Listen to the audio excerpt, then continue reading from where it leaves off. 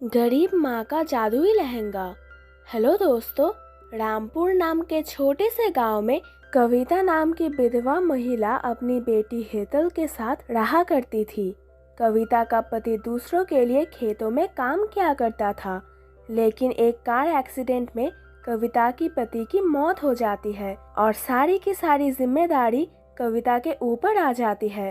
बेचारी कविता बहुत ही परेशान होती है। कविता गांव में काम मांगने के लिए जाती है।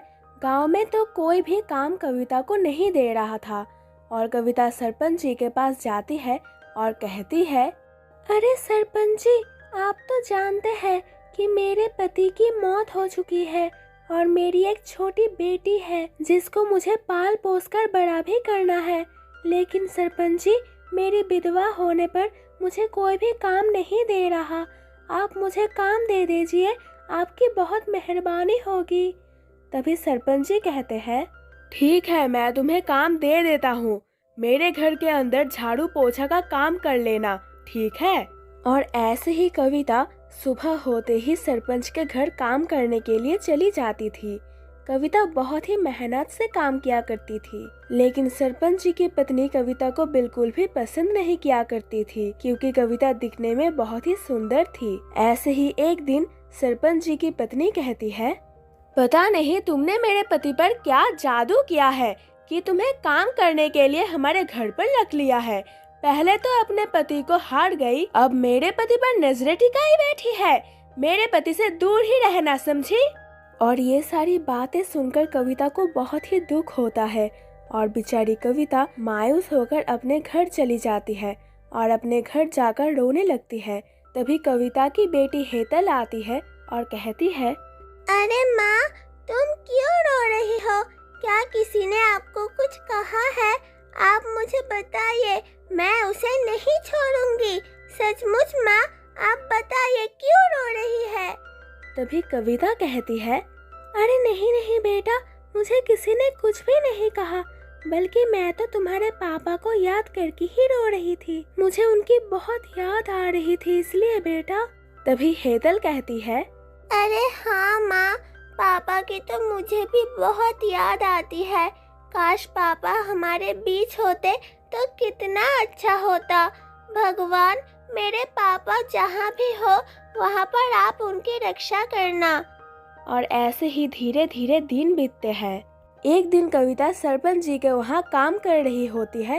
तभी सरपंच जी की शराबी बेटा आता है और गीता से छेड़खानी करने लगता है और कहता है, अरे वाह कविता, आज तो तुम बहुत सुंदर लग रही हो। सच में सुंदर बहुत हो तुम। क्या तुम मेरे साथ शादी करना चाहोगी? मैं बहुत खुश रखूंगा, समझी क्या? और ये बातें सुनकर कविता सरपंच जी का घर का काम छोड़कर अपने घर चली जाती है। अपनी बेटी को लेकर शहर में चली जाती है और शहर में एक छोटी सी कुटिया लेकर शहर में काम ढूंढने चली जाती है। और ऐसे ही पूरा शहर घूमकर कविता आती है, लेकिन कविता को कुछ भी काम नहीं मिलता और कविता बहुत ही परेशान रहती है। और ऐसे ही ये सारी बातें हेतल को भी समझ आ रही थी, इसलिए हेतल भी रेलवे स्टेशन पर चली जाती है और वहाँ पर भीख मांगने लगती है। हेतल को भीख मांगना तो पसंद नहीं था, लेकिन क्या करे, बेचारी की मजबूरी थी। और ऐसे ही जब हेतल भीख मांग रही होती है, तभी हेतल के पास एक बुढ़िया आती है और कहती है, अरे बेटी, तुम भी क्यों मांग रही हो? इतनी छोटी उम्र में पेट मांगना अच्छी बात नहीं है। तभी हेतल बुढ़िया माँ को कहती है, अरे क्या करूँ माँ जी, बहुत परेशान हूँ। मेरे पिताजी नहीं है और मैं अपनी माँ के साथ रहती हूँ। हम काम की तलाश में शहर आए थे, लेकिन हमें कुछ भी काम नहीं मिला और गांव में सरपंच जी का बेटा और सरपंच जी की पत्नी मेरी माँ को बहुत ही परेशान करते हैं। इसलिए माँ जी, मैं भीख मांग रही हूँ जिससे मेरी माँ को कुछ मदद मिले। काश माली मेरे पापा जिंदा होते तो मुझे ये सब कुछ करने की जरूरत नहीं होती। और ऐसे ही वो रोने लगती है। तभी वो बुढ़िया एक परी का रूप ले लेती है और कहती है, अरे हेतल, तुम चिंता मत करो, क्योंकि मुझे तुम्हारी मदद करने के लिए तुम्हारे पापा ने भेजा है। तुम्हारे पापा तुम दोनों की बहुत ही चिंता करते हैं और इसलिए तुम्हारे पापा ने मुझे भेजा है तुम्हारी मदद करने के लिए। ये लो, एक जादुई लहंगा है। इससे तुम जो भी मांगोगे वो तुम्हें मिल जाएगा, लेकिन इसका गलत इस्तेमाल मत करना बेटा, ठीक है? अब तुम जाओ और खुश रहना। और ऐसे ही हेतल वो लहंगा लेकर अपनी माँ के पास आती है और हेतल अपनी माँ को कहती है, अरे माँ, देखो देखो मैं क्या लाई।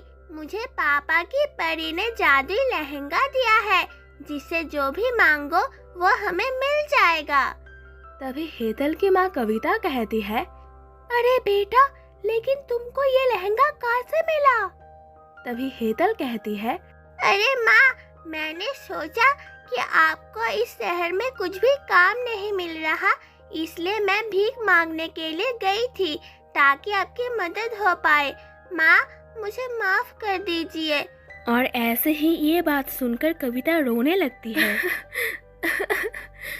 तभी वो जादुई लहंगा अचानक से कहता है, अरे रोइए मत, मुझे आपकी मदद करने के लिए आपके पति ने भेजा है। आपके पति आपकी बहुत ही चिंता कर रहे थे और ये सब देख कर उनको लगा कि आपकी मदद करनी ही पड़ेगी, इसलिए अब आपके सारे दुख दर्द खत्म हुए। अब आप जो भी चाहे वो मुझसे मांग सकती है।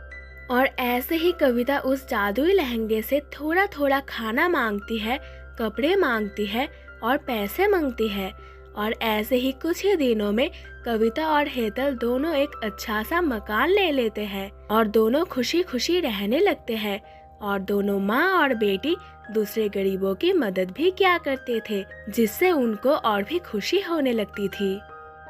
और ऐसे ही दोस्तों, हमारे पास भी कुछ ज्यादा है, तो हमें हर किसी गरीब व्यक्ति की मदद करनी चाहिए।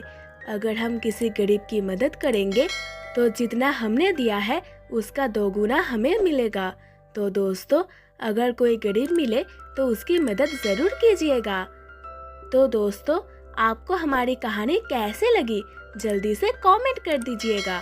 और हमारे चैनल पर नए आए हो तो हमारे चैनल को सब्सक्राइब दीजिएगा। मिलते हैं अगले वीडियो में, तब तक के लिए goodbye, love you all.